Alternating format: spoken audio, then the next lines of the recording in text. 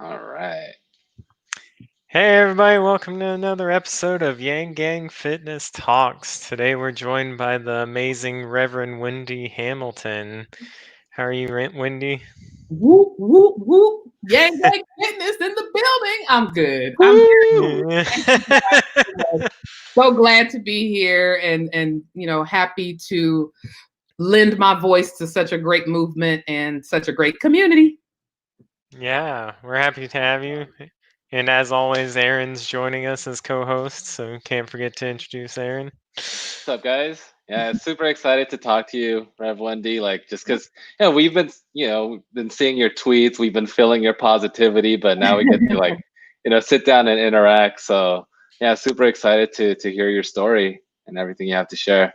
Yeah, sure. And Yeah. the thing about the tweet, I love, putting the tweets out there, when I can and encouraging everybody. And tonight, I'm looking forward to sharing a little bit more and, maybe even going a little deeper into my journey, sharing some things that maybe I don't share on Twitter, or haven't been able to share, but yet Yeah. will hopefully inform people on why my why my tweets and why I'm so sort of you know gung ho about Yang Gang Fitness.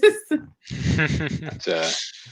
Yeah, Yeah. that'd be great. I'm excited to hear it. If you want to just jump in and tell us, like, maybe your journey leading up to before we started YGF. Oh Lord. Oh, oh Lord. So let me just say this. I'll say it like this. I wasn't on very much of a fitness journey Mhm. prior to YGF coming about and being formed.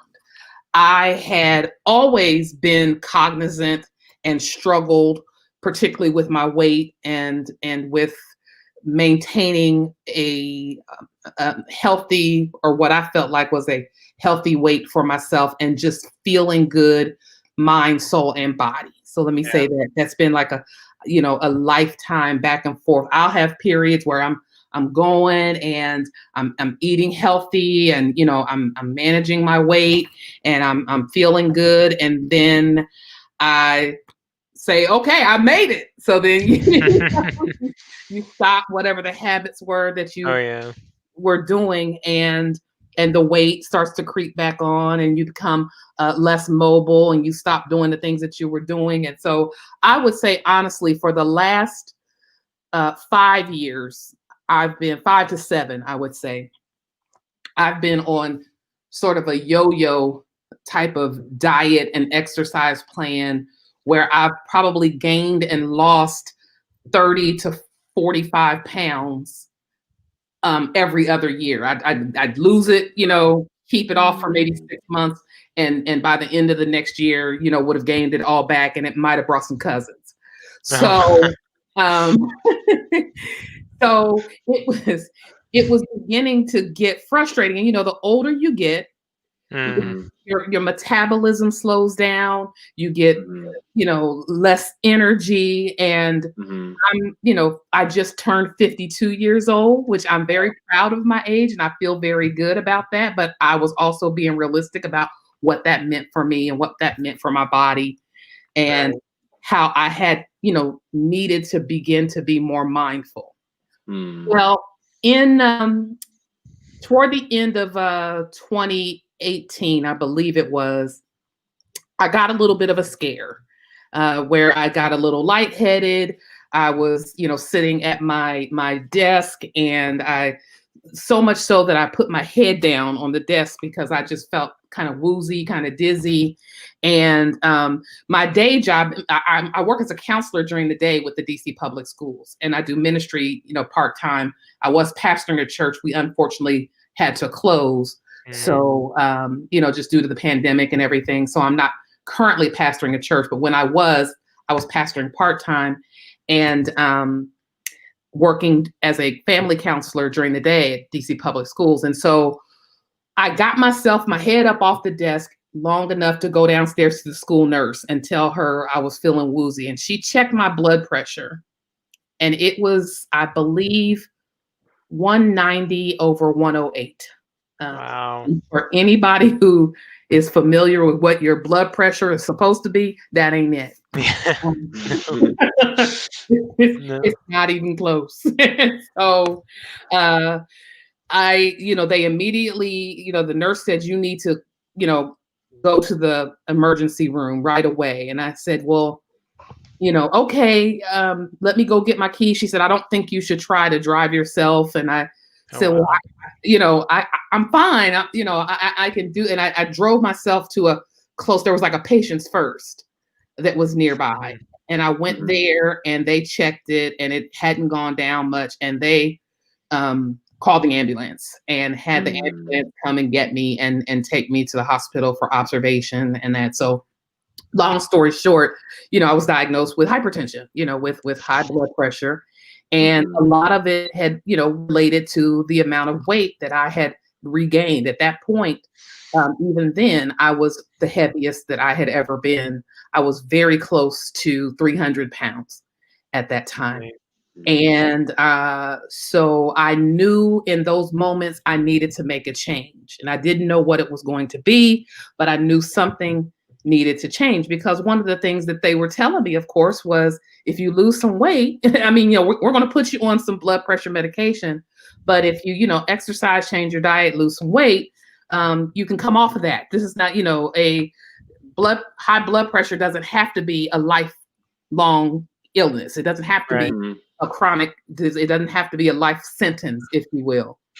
And so I was very afraid, in those moments. I was, placed on medication, was able to manage it some, but I still hadn't gotten my diet and my exercise plan back under control. And so, and had even gone on to gain a little bit more weight, to the point that by December 2019, maybe almost a year later, my doctor was like, okay, look, what you gonna do? I mean, and I felt like, and I told him, I'm trying, but I think I have a food addiction. I was, I was like, everything I try and I just can't seem to stop, eating the wrong things and all of that. And so I actually asked him at that time to write me a referral for gastric sleeve surgery. And I don't know if you all are familiar with that. It's become much more mainstream, but it's similar to like, your stomach being cut, and shrunk down to the size of a peanut, something. Almost like a pass through or something. More than yeah. So it's this sleeve, and it reduces the size of your stomach. And I didn't want to do like liposuction, or some people were doing the whole gastric bypass surgery, which is a lot more involved. But I had gotten to the point where I had asked him for a referral for that, and I felt like I had just failed. I said, not that I have anything against surgery. I know that some people, that's the only option for them, and I am not knocking anybody who has to make that choice for themselves. But I, for one, have always believed, of course, that, that God created my body, and that within our bodies, there is the capacity to heal them.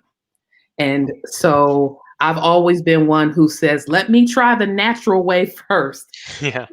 Before I get, on medications, before I, submit to surgeries, let me try everything I can do within my own power. And if that does not work, then I will explore the other options, but let me at least try. And I felt like I had tried, but it wasn't working. So I asked him for a referral for that surgery at the end of 2019. Did I say? Yeah, the 2019. He gave me a prescription. And I felt like I had, reached my quote unquote rock bottom in terms of, well, this is my only other option. And, but I never scheduled it. He just gave me the referral. I never scheduled it or anything. And then lo and behold, you guys started posting stuff about Yang Gang Fitness, right? And I'm like, I don't even want to see it. Let me just scroll by, But but already feeling such a connection to the Yang Gang, this supportive community. And honestly, that's what I felt like I was missing, because someone to hold me accountable. Yeah. Like, I had been doing this myself, and there was nobody there to say, hey, did you work out today? Hey, did you, how are things going? There was nobody to really check in. And I can't even, stress how important that is, to have somebody, at least for me, that seemed like they cared about my progress, that they cared about how I was doing. And so, I saw the post and I was like, see, y'all gonna make me try my fitness thing again, I was like, where the post at? Where's it at? I'm like, oh man, they're not gonna let me. I was just kidding, I thought. So I went ahead. That was, in January or 2020, I think is when we started this. Was it February? I think you guys started it in like January. It took me a few weeks to make my first post. Yeah, we talked a lot of fitness before, but I think the official start was in July. Was it July? Okay. Yeah, early July we actually started the hashtag and You're right. Yeah. Okay, so past January, so December. Yeah, so into the summer. You're right. I mean, everything's kind of like a blur. So it is. 2020, it's especially 2020. Yeah, 2020 is just 1 month or like one day. It's on repeat. Yes, like Groundhog Day. Yeah. So then July. So I'm seeing these posts and then things like that. So I guess it's a little later on, and then finally in July, like around July 17, 18, something around then, I said, fine, I'm going to do my post. And I videoed myself. I don't know if you guys remember. And I was walking up the hill, half out of breath, like, okay. I'm walking around my neighborhood and I'm like, at least I'm going to post something. And, here I go, guys. I'm going to try it.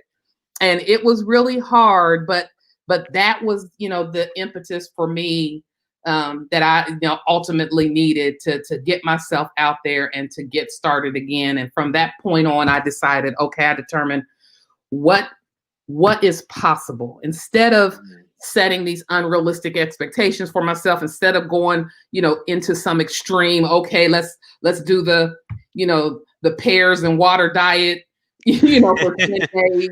And then the cayenne pepper thing, what I'm saying? Oh, yeah. I can't do any of them. I've tried all of them. I can't do any of those anymore. 2 weeks on potatoes only. Yeah, right. What I'm saying? I mean, water fast people are doing, nothing against those, but I see people trying to go 48, 96 hours with water. That I can't do it. And so I decided, Wendy, just figure out what you can do and do that. And every day, just add something on and find what works for you, not just physically, but mentally. Because for me, mine was more in my mind.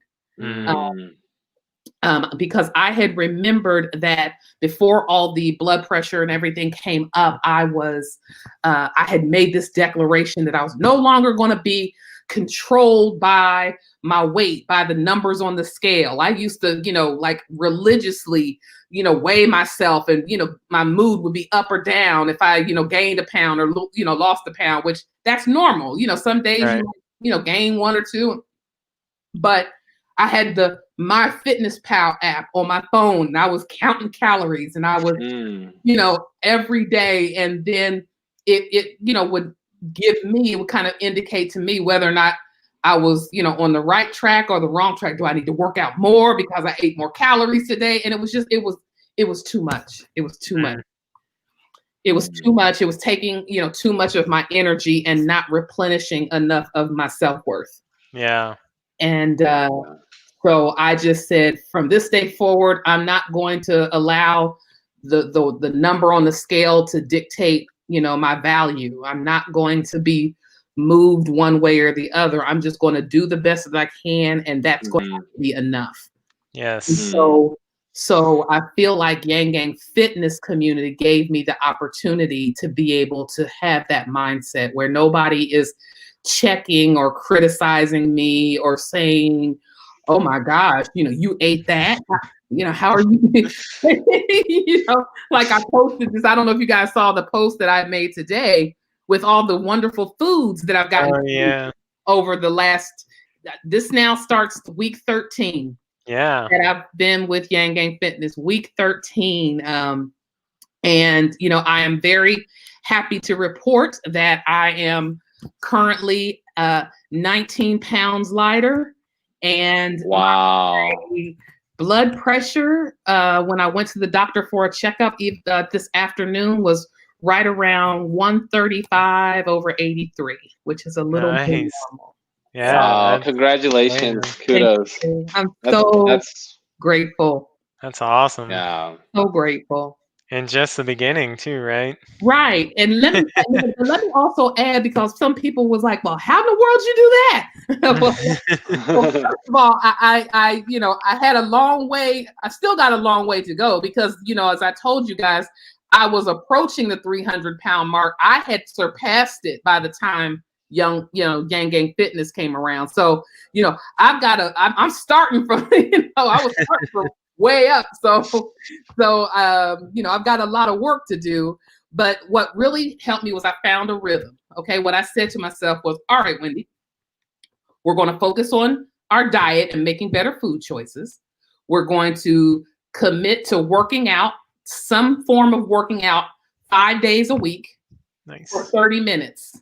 I don't care if it's dancing in the living room, I reinitiated my gym membership, but I said, I don't want to get burnt out on the gym again like I had before. So I only go to the gym 2 days out of those 5 days. Smart. And I give myself permission to mix it up a little bit. So, I might go to the gym I think I go on like Wednesdays and Saturdays. And the other days I might walk, or, I walk a mile track up near my school.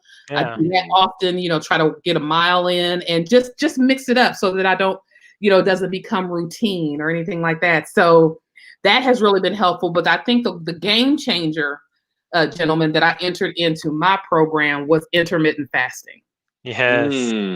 Nice. I'm a fan. I had read about intermittent fasting, several times, but because there's so many sort of approaches to it, it was a little bit confusing. And so I didn't really know which way to go. Some people were saying, eat 5 days, fast for 2. There's just different approaches that people were taking, and I just didn't know which one would work for me. And so what I ultimately found worked for me is the 16-8, where I generally eat between 12 and 8 and fast until the following day from 12 to 8. And I maybe incorporated that probably in week 4 or 5 of being on Yang Gang Fit. That wasn't in the beginning, but as I began to incorporate that in, my body responded to that immediately, because my body was like, oh, so it's not like she's starving us. It's not, it put my body on a schedule, and my body knows, okay, our eating window is between 12 and 8. Prior to, to those hours, I'll drink water or I'll drink tea.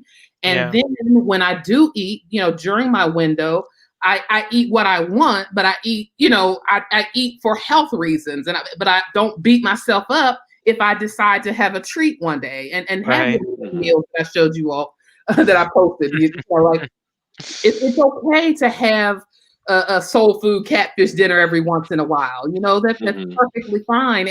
And to be able to have that and not feel guilty and not beat myself up later on for, having all of that has just been so incredibly liberating that it has changed sort of my, entire outlook as far as this is concerned. So the commitment to some sort of movement, 30 minutes a day, the intermittent fasting, as well as and increasing my water intake, but then that coupled with a supportive community and accountability has made all the difference in the world. Yes, Amen. That's awesome. Amen. Thank you for sharing. That's really inspiring. Yeah, I'm a huge fan of intermittent fasting. I use it all the time for when I need to cut down a few more pounds, just because it does really control like your day a little bit easier. It makes it easier to process what you can and can't eat. I love it. Right. And you're not focused all day. I'm not focused on what am I going to eat? And when it's, and you don't feel these different pressures that you have, like, and people say, so what, like, do you skip breakfast and just have lunch and dinner? Not necessarily, because sometimes by 12, I'll just eat breakfast food. Yeah. About reconditioning our minds around when we're supposed to eat. We've been so conditioned that we have to have 3 square meals a day and all of this. So, it takes some time to sort of unlearn and get more in touch with your body and figure out what works for your body. And let me just say that, because I'm not suggesting intermittent fasting is going to work for everybody, but what I am suggesting is find what works for you. And some people do keto. And hey, Daniel, thanks.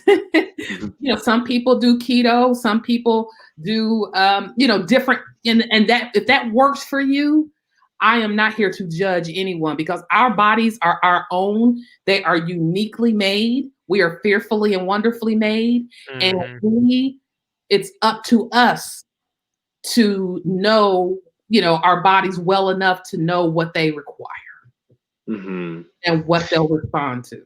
Right. Yeah. And Rev Wendy, what I like the most about your story, and my main takeaway, is just really making the journey itself enjoyable. I like how you said, like, just go to the gym twice a week so that you can mix up your routine, so that just so it's more fun. Right. And then have that catfish dinner once in a while, just so that the journey itself is fun. And I think that's just like, and then I think, Yang Gang Fitness just adds another element to making it more fun. So I think that's just like, that's such a crucial factor, in everyone's health journey.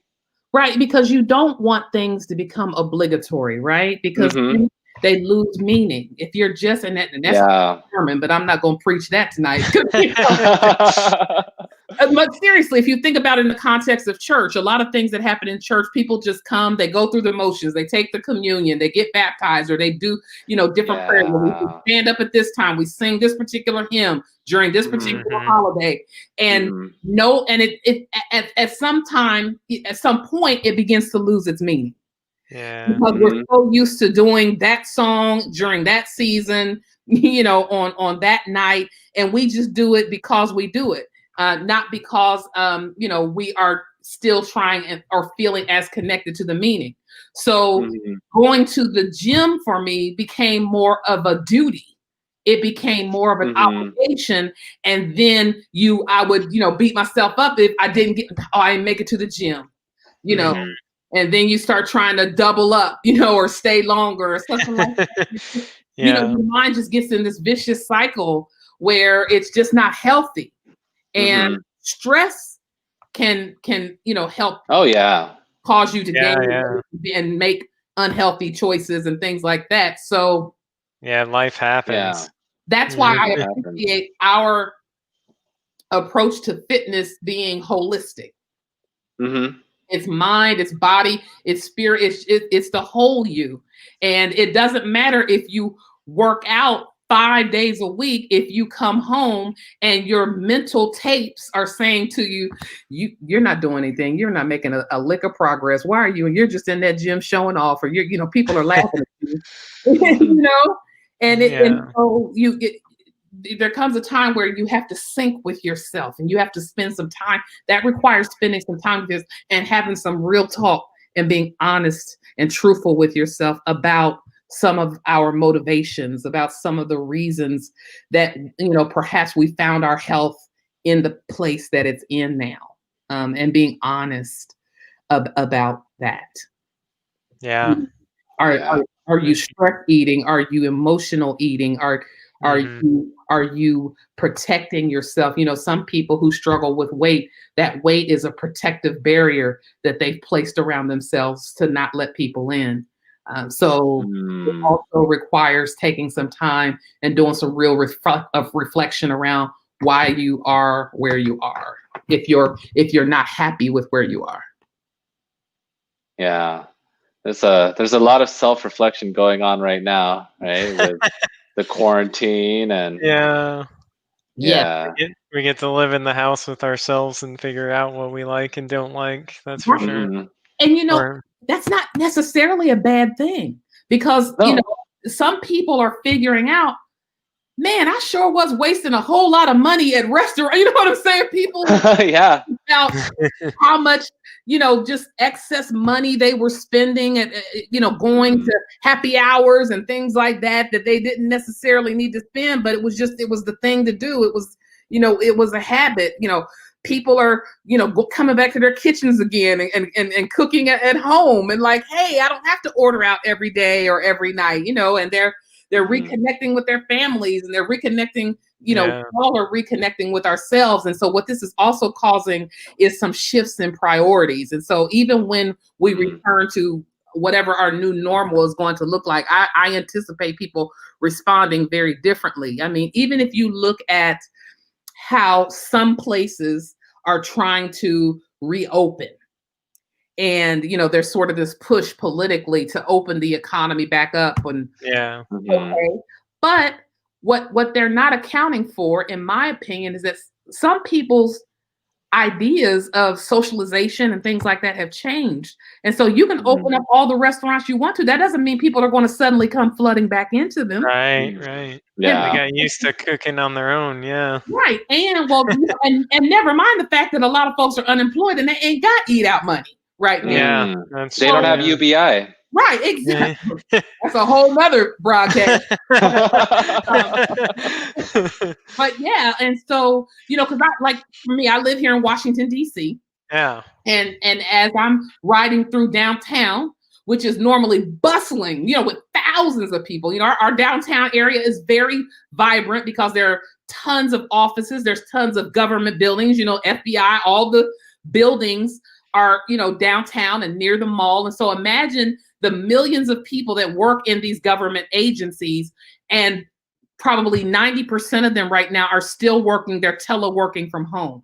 So all of the delis and all of the little bars and things like that these people would, flock into after work and things like that are barely hanging on. Wow. Because these folks are not coming, and some of these agencies are deciding to let folks continue to work, to have the option to work from home now. Yeah. And they're figuring out that we might be able to save some money on overhead by not having all these people in the building. So that's why I'm saying things are probably not going to go back to the way they were, because we are, being given a lesson in our excess as a nation as well. Yeah. Like maybe we don't need all of that. And so yeah, things are going to be very different. And I, in some ways I feel bad, but at the end of the day, I just have to pray and to hope that, things are darkest before the dawn, and that this is signaling a shift for us as a nation, and certainly a shift for us as human beings. Yeah. I hope so. Yeah, society's always shifting though, so we'll see how it goes in this direction for sure. Right. Yeah. But I had a question on your Yang Yang fitness journey that you've gone through so far. Have you found your why yet? Your why you want to gear towards a healthy life? You know what? Of course, I could easily say my grandson, is totally a why. I was thinking about that today. Like, I got to be ready to go to some NBA games or MLS, whatever we're going to be. I got to be available to embarrass him in the stands, because I'm that grandparent. I'm that one that's going to be calling your name and fussing at the ref if he don't call right on you. I love sports and things like that. So, he is certainly a why. But let me say this. I want to live, and my why is because I believe that I've been placed on this earth with a purpose. And that purpose is to help and to serve and to assist other people. And I cannot do that if I am not well. Yeah. Mind, body, and soul. I cannot pour into other people if I am empty. And so over the weekend, in particular, this past weekend, I'm a graduate of Howard University. Go Bison. And I went there for undergrad and as well as seminary at Howard. And we had our homecoming this past weekend. And, you know, for historically Black colleges and universities, homecomings are like family reunions. Like people come back from years prior and there's a big party on the yard and there's tailgating and cookout and park. I mean, like it's a whole week long of activities leading up to the game on Saturday. I used to be in the marching band as well. Yes. So, yeah. So it's always a great thing. And this weekend we didn't, you know, we had to go virtual because COVID canceled everything because, you know, COVID won't let us be great. And I got to reconnect with a couple of friends. And I don't mean any harm or anything like that with this statement, but so many of them I surprisingly discover are having health challenges. You know, we're all around the same, you know, same age generally, but I was shocked, you know, to hear some of the people talking about, well, you know, I have to go in for this procedure, or I'm heading in for a biopsy, or I got a diagnosis. You know, one dear friend, you know, she had knee replacement surgery. She was, you know, her knees were, I'm like, she's 49. Oh, and, wow. You know, she, you know, wound up having to have, well, she had gotten very heavy. And so she had to lose a certain amount of weight in order for her to qualify for the knee replacement surgery. And then she got the knee replacement surgery, was doing a little bit better, but then was feeling some nerve pain and now has been diagnosed with multiple sclerosis at 50. You know, so, and you know, I've got other friends who are, you know, going to get things checked out and things happen and, you know, or giving, you know, talks about their scares with breast cancer. And I'm like, my God in heaven, you know, when you get older, you know, you're more susceptible to things, but God, as long as I'm able, you know, whatever I can do to keep myself healthy, I'm going to do it. I'm going to try to take care of myself because I do not want to find myself in a place at 52 years old where I'm struggling, you know, with threatening illnesses due to something. And I'm not saying this was due to anything with those persons, but I'm saying, like I said earlier, let me do my part. Whatever I can control on my end, let me continue to try to do those things. I'm energetic. When I turned 50, I made a decision that I was going to, you know, my daughter, I raised her as a single parent. She's, you know, a grown mother herself, you know, contributing member of society. I'm not married right now. So, hey, it's my time. You know, it's my turn to do maybe some things for myself that I have sacrificed, you know, in order to be a parent and be present with her. So I decided that on my birthdays, I was going to start taking international trips because prior to my 50th birthday, I'd only been out of the country one time, and that was on a Bahamas cruise for a couple of days. Oh, and I think I went to Canada for a day or two. But nice. I had not really traveled. And so I said, well, for my 50th birthday, I want to take an international. I want to go somewhere for my 50th birthday that requires my passport. And nice. And ultimately, because I had a friend at the time who was working a human resources contracting role in Saudi Arabia, he invited me to come over to Dubai.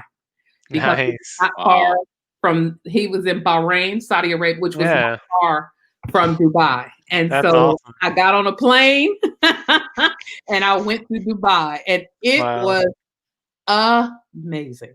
It was I heard. Amazing trip. I got to ride a camel. I went on. It was so funny because I'm up on the camel and you know they're pulling me around. I'm saying to the camel, "I'm sorry, I know you weren't going to do this, but I appreciate you." I know this is not your purpose. You were not born to carry Americans around on your back.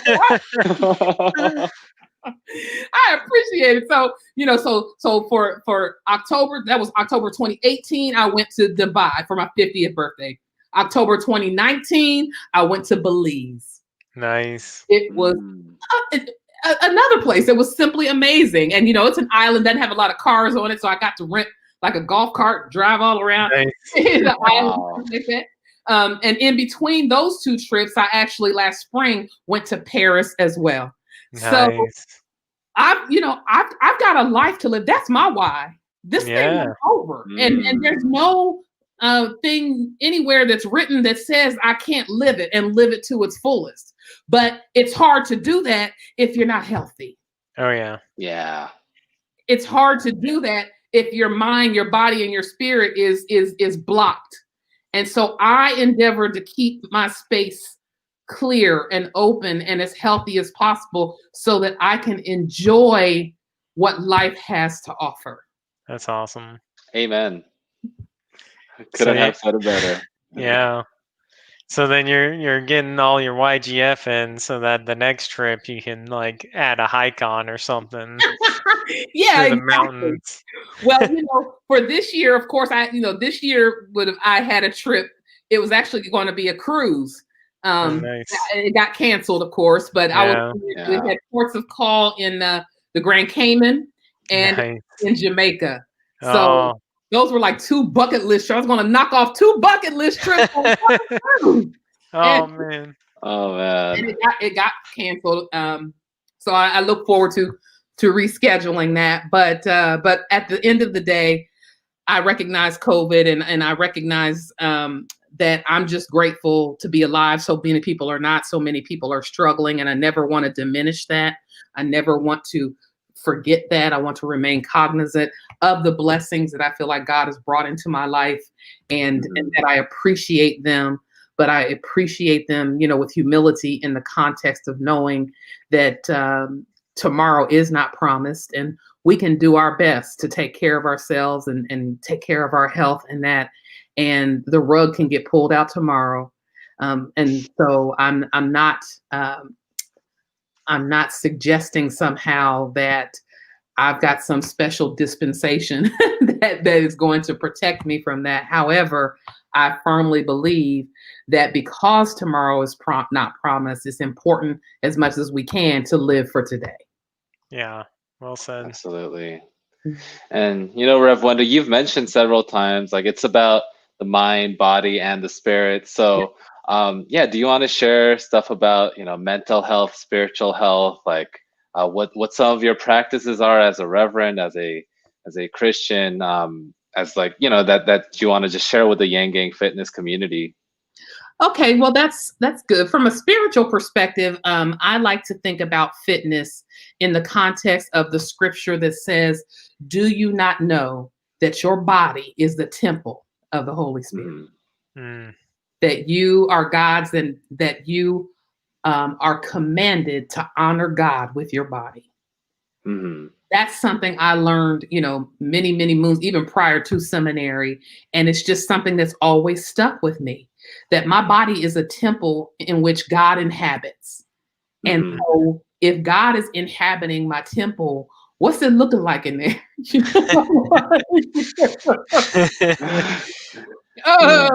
Sorry, God, about the lights being out, and you can go hang out over here where my shoulder goes.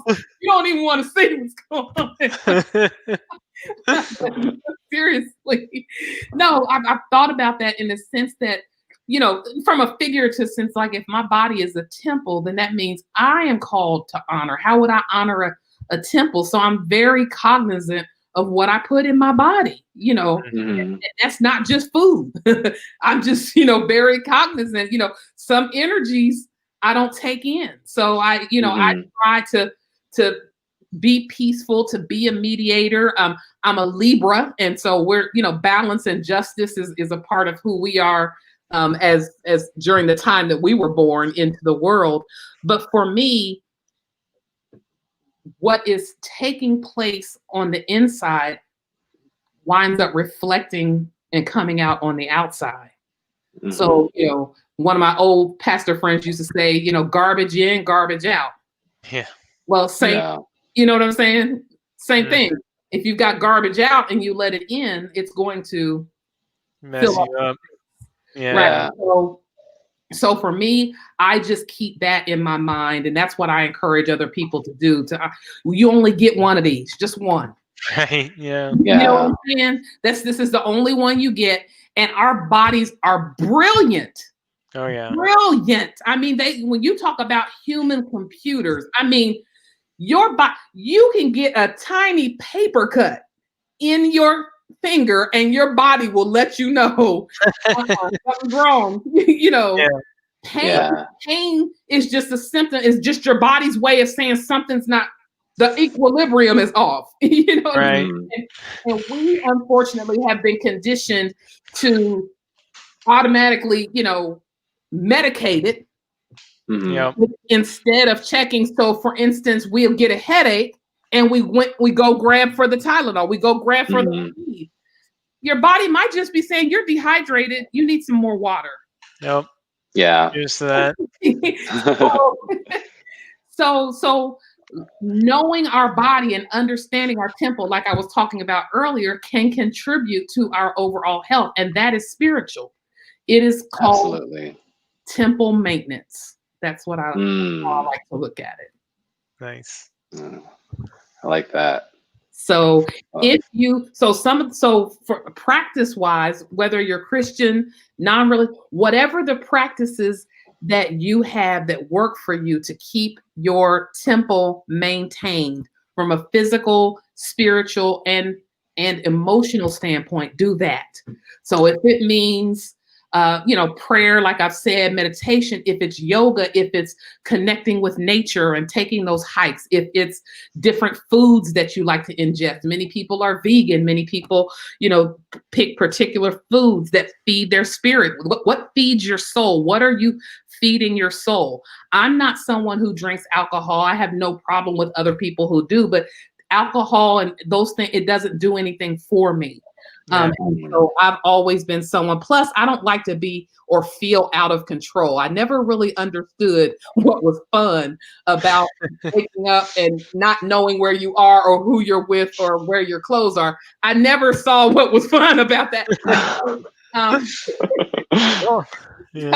So I never have been a drinker. I've never been a smoker. I've never tried any of these sort of what I believe are these artificial stimulants, because for me, I can get high off of life. I am the party.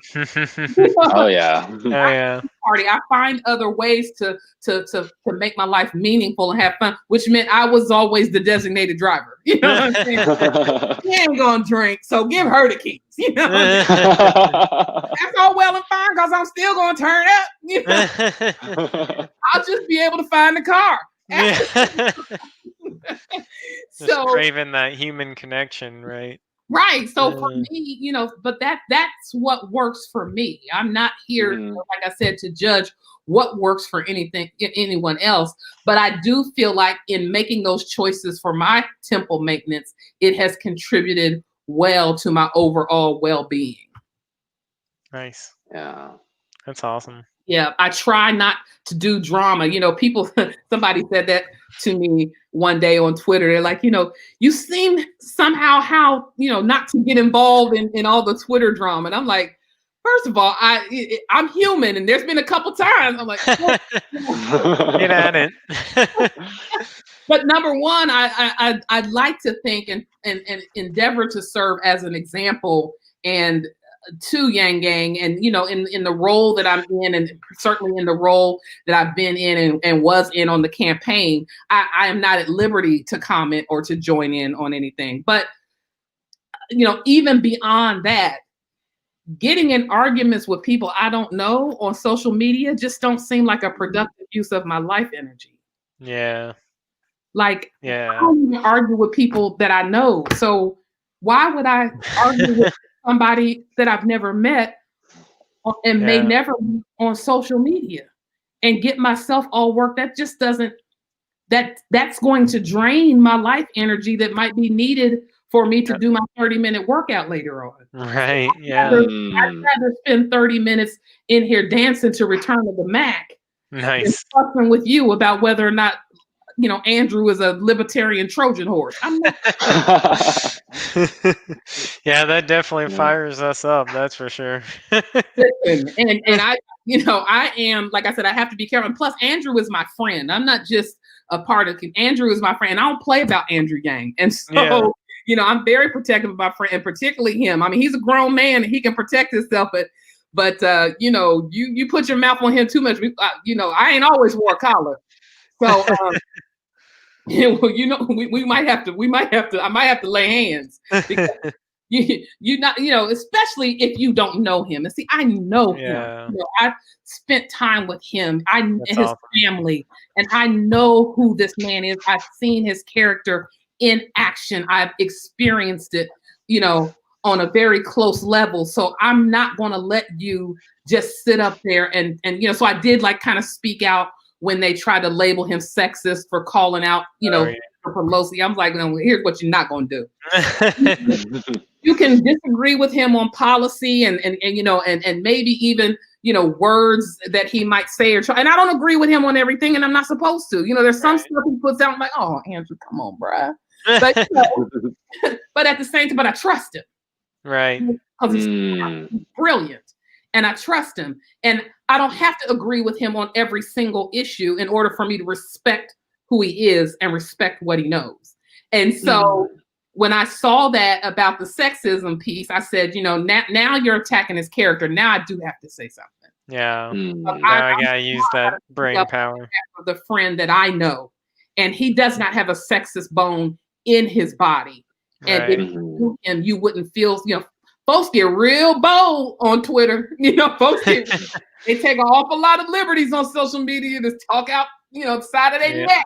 But I have to remind myself. And so I'm like, Wendy, just take a few deep breaths.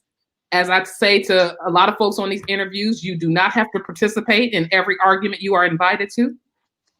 And I just make a choice to redirect my energy into something that gives me life and that's affirming, not something that drains my life and is exhausting. Amen to that. Well, that's a very wise way to navigate social media, because there's just, and that's the way the algorithms are designed, is they, you know, they want us to go at each other, and that generates engagement and all that. But you know, just kind of, you know, being wise, steering clear of those things, staying away from that spiritual junk food, basically, that's not going to do anything for your temple. You control your engagement. Don't let the algorithm drive it. Yeah. No, exactly. No, there's not an algorithm that's powerful, you know, because we always have control. We don't have control over what's said, but we always have control over how we respond. Yes. That's one thing that we do have control over. That's one of the things I admired about Andrew. If you guys remember when he talked about and called out the debate commission that night, saying this is nothing but a reality TV show, y'all makeup on our faces. We were in Detroit that night, and he's like, you're putting makeup on our faces and you're trying to bait us. Every time they would try to bait Andrew into a, you know, speaking negatively. Well, Andrew, Senator Warren said your plan wasn't nothing. What you got to say about that? Yeah. You know, my plan calls for UBI for all people. And I think it's important because the fourth industrial revolution is here. And he was not taking the bait. Number one, that's not who he is. And number two, because he understands the game. He understood, you know, what was happening. The moment he did that, that would marginalize him and you know, keep him from being set apart in the way that he was. But he did that mostly because that's who he is. Yeah, I think that's what gravitated a lot of us towards him, is his character and drive to show people that. Right. So if we can model that, well, we be cooking with grace. Yeah. So we've got a few questions from the community. I don't know if he's still here anymore, but Jermaine's popped in a little while ago and said, hey, what's up? Want to know what's the greatest fraternity and sorority in the world? That would be Zeta Phi Beta and Phi Beta Sigma fraternities incorporated. Dr. John is my fraternity brother. We are the blue and white family, and we do run Black Greekdom. Thank you very much. That's awesome. So you guys go a little ways back then, or? Well, no, you're just connected. You know, we just connected during the campaign, but in connecting, we realized he's quite a bit younger than me. So, but we realized that, you know, he pledged the fraternity at his school. I pledged in the 90s at Howard. So, you know, once you pledge, you're, you know, automatically brother and sister. So finding out that he wasn't just my Yang Gang brother, but he was also my fraternity brother as well, you know, kind of gave us that extra little bond. That's so awesome. That's so awesome. Yeah. Yeah, I was part of Asian Greek life, so I think I kind of understand. You're part of what? I was in an Asian fraternity, like Asian Greek Council, all that. So like, I think I understand. Like, how that whole system works, and just the bonds you develop with people just through Right. that.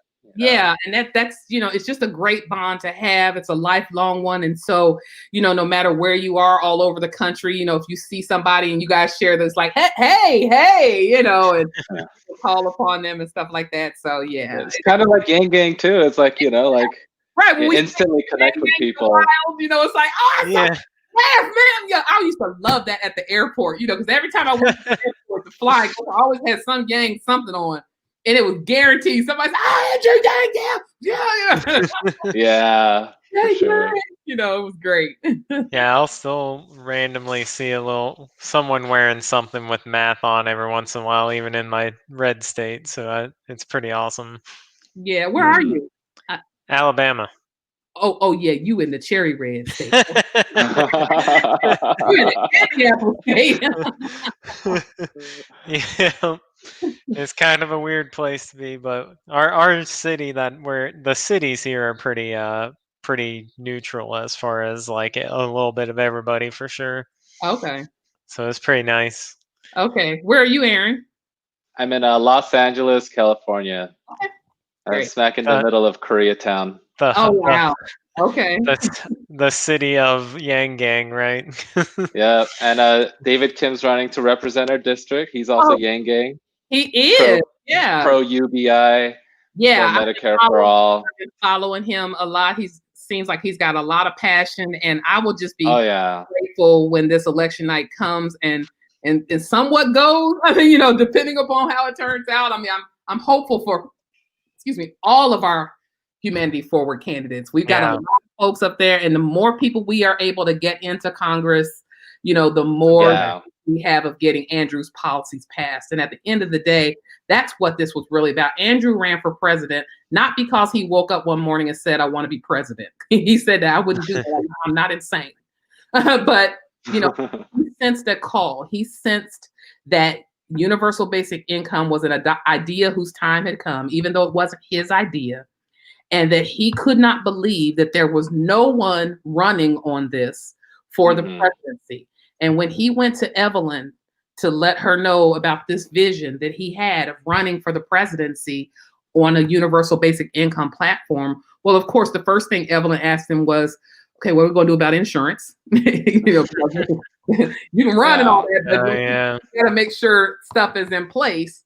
Then once she said that when she sat down and they talked it through and she listened to him, and Andrew is new on his faith journey. That's part of the reason I was brought on to kind of help, answer those questions and work with faith leaders. Wow. In that. Evelyn is very devout Christian. And so when Andrew, spoke to her about the vision he had, she said to her, she, sort of prayed about and realized he has to do this. Like I couldn't tell him no. Like I understood that it was bigger than him, and that it was something that he needed to answer. It was a call. That's awesome. She was in agreement with him running. That's awesome. So you and her were like his spiritual fitness companions there. Well, what was funny is, we'd be on the bus, or I remember we were down in Atlanta and she and I are talking and we get so caught up in talking, everybody's leaving. Andrew's like, hello. I was like, oh, hey, okay. Chatting away. That's so awesome. About face. I was like, about to miss the bus. Let's go. She's just lovely. They're just wonderful people. They're just a great couple. I mean, total goals. And, they are just two wonderful human beings who have surrendered themselves to their lives and to their lives' purposes, not for any personal gain, but for an in service to other people. That's what drew me to him in the beginning. And that's why I told him, I don't care what you do in the future. I'm not leaving until y'all make me leave. Till y'all gonna have to tell me that y'all don't want me around in the campaign anymore, because I'll still be standing outside the bus like, you sure? So I'm ride or die Yang until he decides he's not, going to participate anymore. But I feel like, he was recognized. I feel like his call was confirmed, even though he did not get into the office. And yet here we are, close 2 weeks after the election, and he just came off the campaign trail, still relevant. Yeah. Yeah. And nobody knew who he was, and there were 24 other candidates when we first started the race. And he was one of the most unknown. That's why he started the earliest. He was the second one to declare for 2020, right after John Delaney, who declares every presidential race. But anyway, because that was like right at the end of 2017, leading into 2018, because he knew that he needed at least that amount of time to try to establish himself and for people to get to know who he was. And so I'm happy to meet up with him early on. We met in February. I connected with the campaign in February of 2018. And I knew that his message was so profound and connected with me on such a way that I knew that part of my purpose was to help him spread that particular message. That's awesome. Wow. I didn't know you were so early on. That's amazing. Oh yeah, I'm YG OG for real. Yeah, for real. I'm a bit of a latecomer because I didn't get it until all the national attention and all those big debates and stuff. So it's about quality. It's not about the quantity of the time. It's about the quality that you contributed. And and the gang is still growing to this day. And when I look back on those early days, I sent an email. I'd seen an article in the New York Times. I sent an email, just telling them how impressed I was. And I was in DC and I would love to volunteer if they were coming to DC. They wrote me back, the campaign, saying, we definitely will. Thank you so much for reading. And then Andrew wrote me back, and I shocked, because I was like, is that the candidate? And sure enough, it was him. And he was like, thank you, Reverend Hamilton. You get it. I would be more than happy, for you to join us. We'll be coming to DC. And maybe about 3 or 4 months later, that was in February. So like in June, he came down for like a little gathering at the Democratic little social club over on the Hill. And there were about 6 or 7 of us that they called us and let us know he was coming to town, and he would, wanted to meet with some of his early supporters. And so, we were just as excited to see him. He was like, people support me, real, this is great, And so, that's awesome. Yeah, we met him, back in like June when he came down to DC, and that was it. Wow. You had Shane in the chat. He's busting out his representation and also had a question for you about public speaking. That's kind of a mental fitness thing, right? You do that. And yeah. Well, let me say that I have always been a speaker and a talker. My mom says I came out of the womb talking. I was like, well, that's probably because I had things to say. But so I've always been a communicator, always been fascinated by communications. But I cannot emphasize enough the training that I received through Toastmasters. If anyone is familiar with Toastmasters International, and that is a organization that is designed to cultivate leadership and public speaking. And so even though I sort of had a natural knack for speaking, there's a difference between being a natural born speaker and a disciplined speaker. And so what Toastmasters allowed me to do is to become more disciplined, to hone my style, to learn how to speak for 3 to 5 minutes, and how to make it substantive, how to write speeches, how to write and respond to rapid fire questions. You have contests that you do on the club level with Toastmasters, speech writing contests, evaluation contests where you write a speech and then you have to allow others to give you feedback. And so I spent many years, probably 5 to 7 years, being a part of my local Toastmasters groups, which ultimately helped me. I was able to be president of my local club. I went to area contests and won public speaking inspirational speeches, because you could do different speeches. You could do motivational, inspirational, informational. You can pick your topic and all of those. So I cannot emphasize enough how that particular training made me a more disciplined speaker. And I didn't even know I was going to be a preacher at that time. Oh, wow. I didn't know that was leading to that training. And so now I say that was helpful, because when I'm invited to come and speak or preach somewhere, and they tell me to put together a 15 to 20-minute talk, I know about how much to put into that. That's awesome. That's good insight. Yeah, I think a lot of that's practice too, right? And that's involved in that, because I don't get enough practice with it for sure. I've been loving these YouTube videos because it definitely helps. So that's the rule of thumb for any public speaker, any class, public speaking 101, anything. Practice, practice, practice. Even the most disciplined, most polished speakers that you hear today, practice. Yeah. You still have, you get in front of the mirror, and practice. My daughter was kind of younger when I was doing this, so she was my audience. So I would sit her and her stuffed animals on the couch, and I say, "Okay, ladies and gentlemen," and I'd go through my speech, and awesome. If she started crying or falling asleep, I was like, "Okay, I got to change."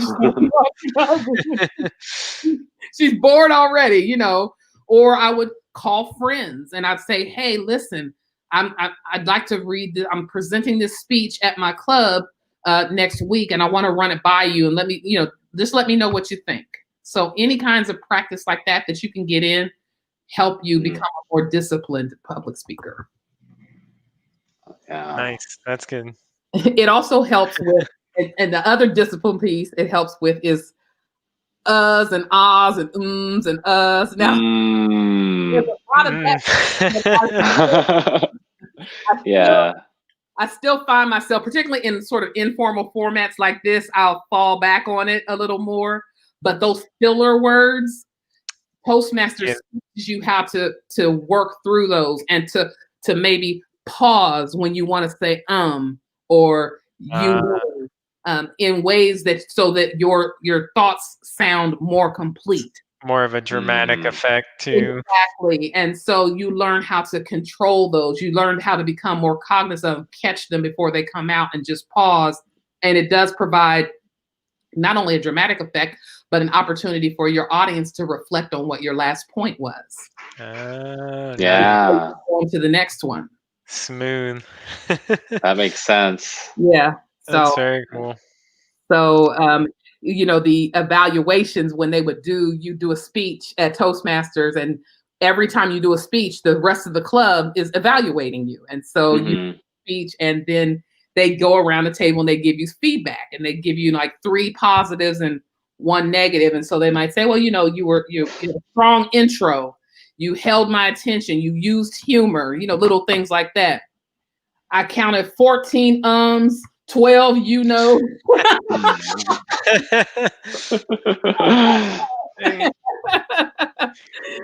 So can we go back to the good part? Before you get to that part, you have to really count them though, but okay. Yeah. But all of that, became incredibly helpful moving forward. Yeah, to keep getting that feedback, keep getting that chance to hone your craft, put in your hours. And it's kind of like Yang Gang Fitness, where you have a community that is holding you accountable, and they're putting things out there, not because they're trying to hurt you, not because they're trying to judge you, they're trying to help you. They're trying to build you up. And when you know that, then you want to do better. And you prepare because you also don't want to go through that the next time you speak. And so, oh no, they ain't gonna get me this time. You give them an at the end. Yeah. The very end. Yeah. So I'm like, I'm practicing. I'm going to the bathroom before I go up and speak. They're not gonna think I'm gonna get me this time. I think I got time for one more question. We had one that was, what might be your advice for managing stress during the pandemic? Breathe. Step away from the computer. Shut down. It is necessary. There is nothing that is going to change dramatically if you log off for an hour, for 2 hours. Put yourself on a schedule. I try as best I can at night because sleep is important. That's one other thing I forgot to add in my fitness journey. and what has also helped and helps me stay balanced and grounded is I get 7 to 8 hours of sleep every night. Nice. And I do that, number one, because I've controlled my diet now. So I'm not up at 10 o'clock and eating tacos and then getting indigestion and can't sleep at midnight. Oh yeah. But sleep is so incredibly important in managing stress. And so I try by like 10:30, no later than 11, I shut my phone down. I log off of Twitter, Facebook, or whatever, put my phone over on the nightstand, and I don't pick it back up until maybe 6, 7 o'clock the next morning. Nice. Because I'm not going to let that disturb my sleep, and I need to give my mind time to wind down so that I can get uninterrupted, not just sleep, but rest. There's a difference between sleep and rest. And so managing stress involves self-care and being vigilant about it and finding times to rest your mind, your body, and your soul. It doesn't do you any good to lay down if your mind is still doing this. You are not resting. Yeah. Oh yeah. So all of it, shut down means everything and everybody. And I know, I live alone right now, so I have more opportunity to do that. I recognize, you've got a small child and people live with other folks, but even then you have to be willing to ask them, I need this moment. Give me this time. I need this me time or whatever. And maybe too, it's just to veg out. Some days I give myself permission to veg out. As a minister, I still do a lot of pastoral care and counseling on the side. Of course, I do my ministry on my YouTube channel for now, that you said you watched. Thank you so much. So I still am very, involved in the care of souls and the care of people. And so I have to give myself a day to decompress because I'm constantly, giving and have to be on in order to help people through lots of crises, especially now during this pandemic, health issues I'm talking about.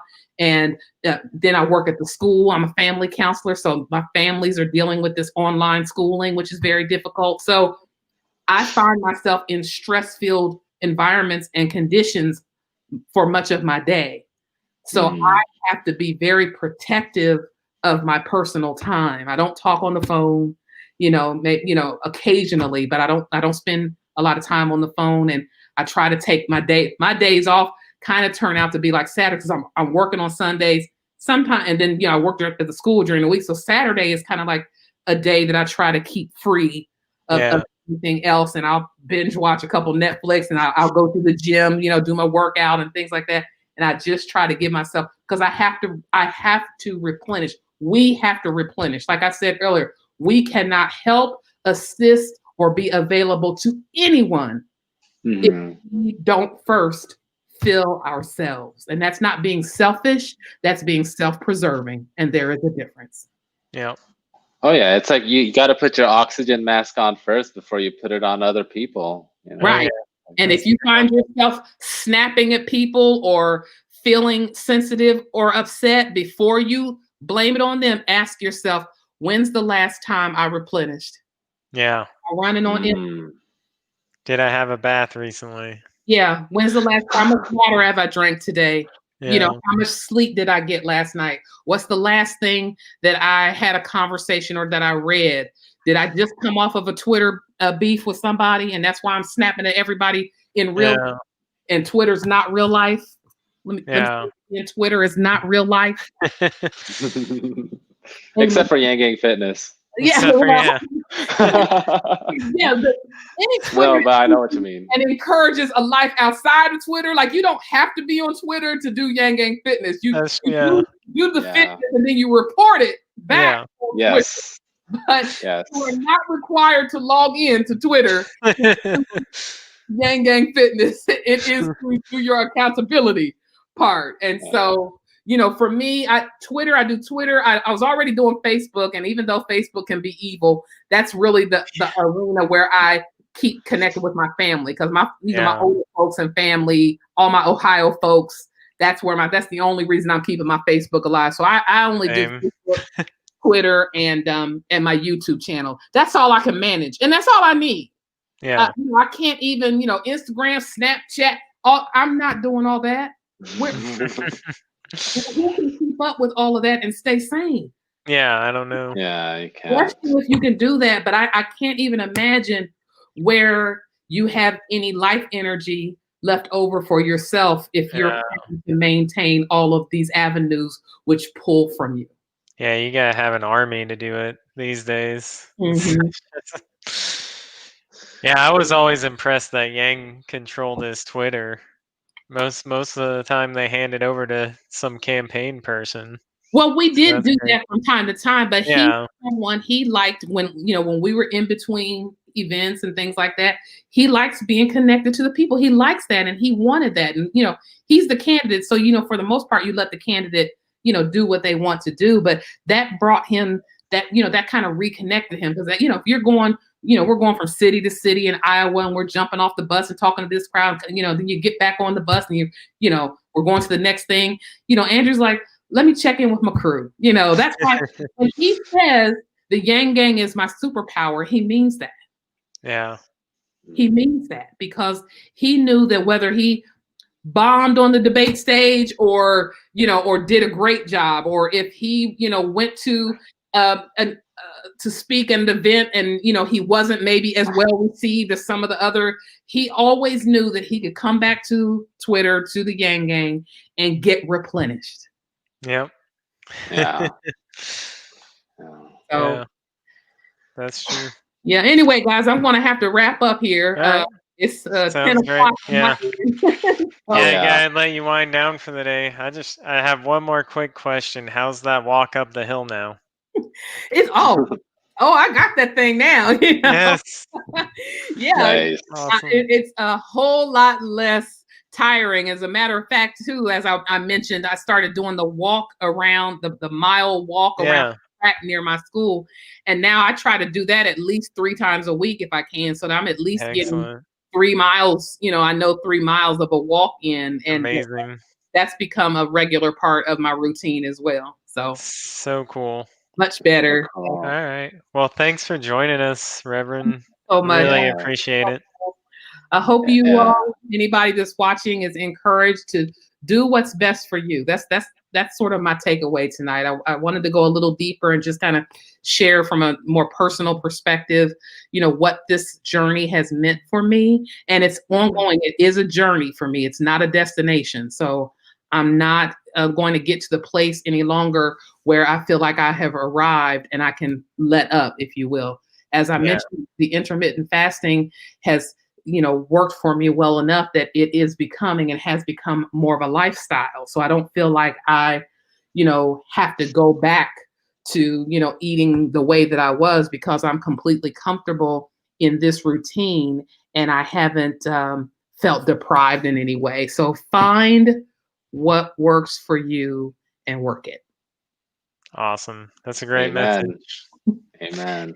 All right. Yeah, thanks for joining us. And, I just wanted to acknowledge you. I just wanted to say thank you for your positivity and your, just all the awesome content you put out. And yeah, it's like Yang Gang Fitness, but, I feel like we get a dose of spirituality and stuff from you too. So, yeah, just thank you for that. Yeah, well, I try to mix it up from time to time. I was like, I got to do the preacher thing, but I got to do the Yang thing.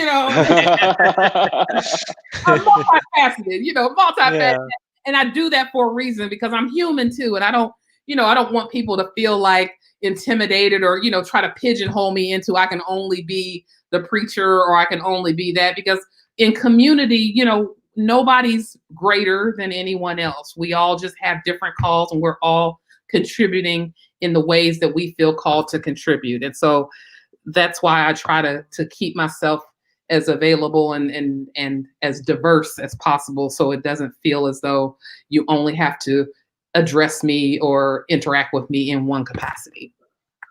Awesome. Yeah. Thank you. So thank you, guys. Thank you. Alrighty. Have a great night. And thank you, everybody, for joining us. Okay. Thank you.